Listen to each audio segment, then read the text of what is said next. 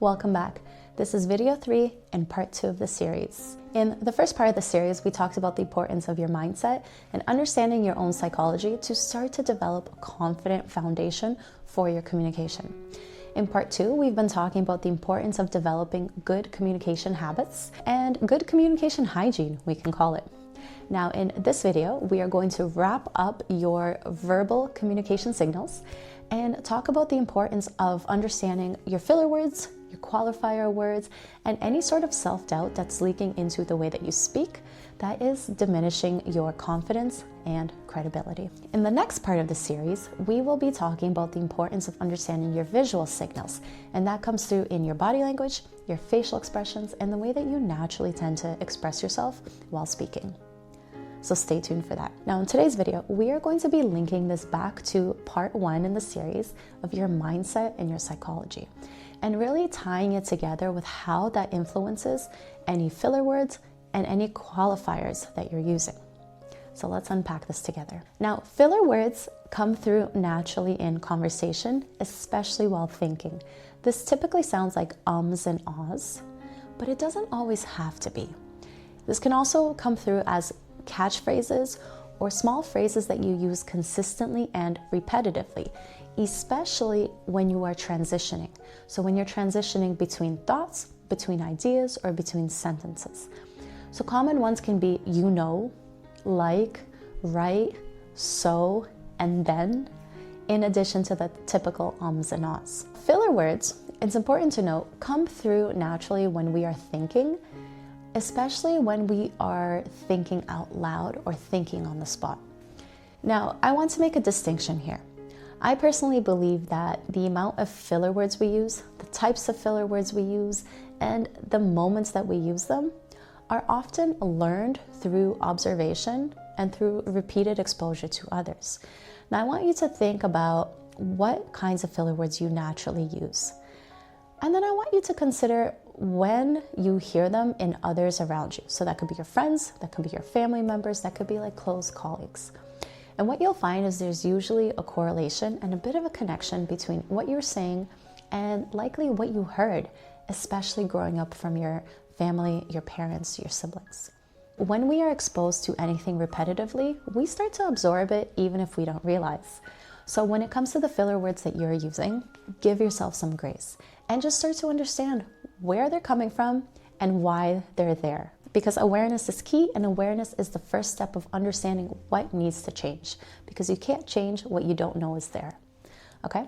So once you've started to sort of identify what kind of filler words you're using and where they likely come from, that's when you can then work on strategies to eliminate them. Now, in the previous 2 videos, I gave you a little bit of homework around sitting down every day to record yourself, to practice your articulation, your volume, your pace, and your tone. Well, now you can add in filler words on top of that. One of my favorite techniques to actually teach yourself to think and to process without including filler words is to practice articulating the same thought multiple times out loud. So the first time you articulate a thought, it's typically the first time you're making those connections, and so it's no surprise that it's harder and more filler words come through naturally. But when you've said something again and again and again, and you've said it this way and that way and this way and that way, and you keep repeating the same thing to the clients, well, all of a sudden you get really good at articulating that thing with minimal filler words.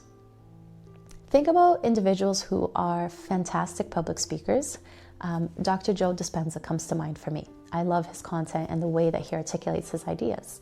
But if you watch him, what you'll notice is that he tends to explain the same concepts in most of his interviews, most of his courses, most of his teachings. It's the same ideas articulated in a few different ways. And so not surprisingly, because he has thought it through and has made those connections so incredibly clear for himself, it's easy for him to articulate it confidently with few filler words, if any.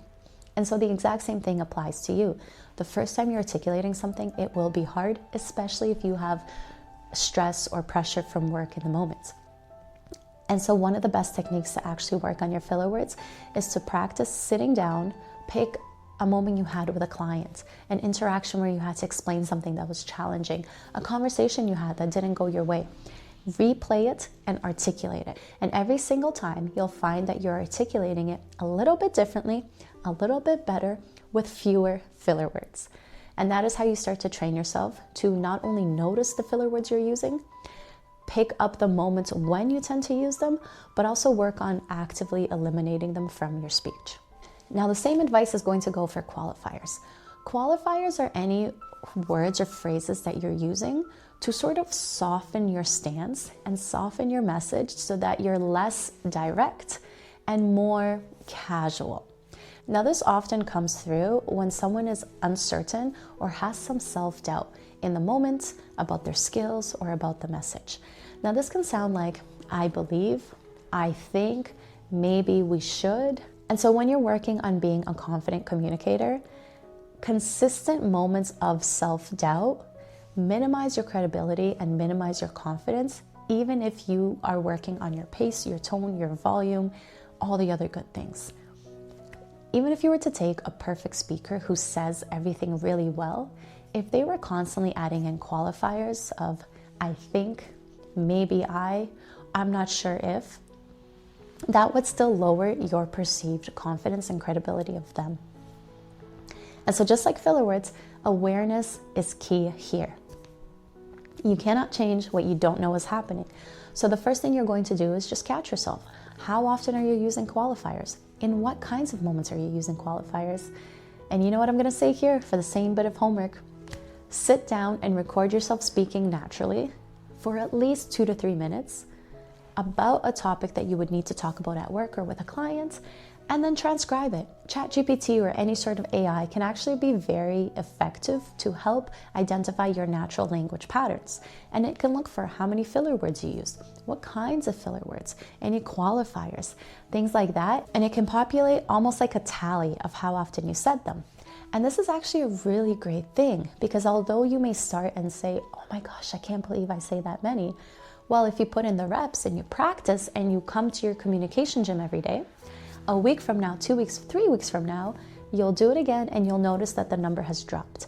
And that is the kind of progress that you want to see. Now, I'm a believer that your skills always need to go hand in hand with your mindset, because it's one thing to have gone through this series and to work on your volume, your articulation, your pace, your tone, your filler words, your qualifiers. But if you don't address the underlying psychological foundation or your underlying mindset, then these kinds of things will continue to come through, especially in high pressure or stressful moments. And so yes, skills matter. Come to your communication gym every day, put in the reps, record yourself, practice, take after take after take. But at the same time, we cannot ignore your underlying mindset. And so it is important to go back, to revisit part 1, and to consider, what are the things that make you feel like you're losing your confidence? What are the moments or the environments that create that anxiety, that nervousness, that self-doubt? Where are the patterns for you? And then go a step deeper and ask yourself the why.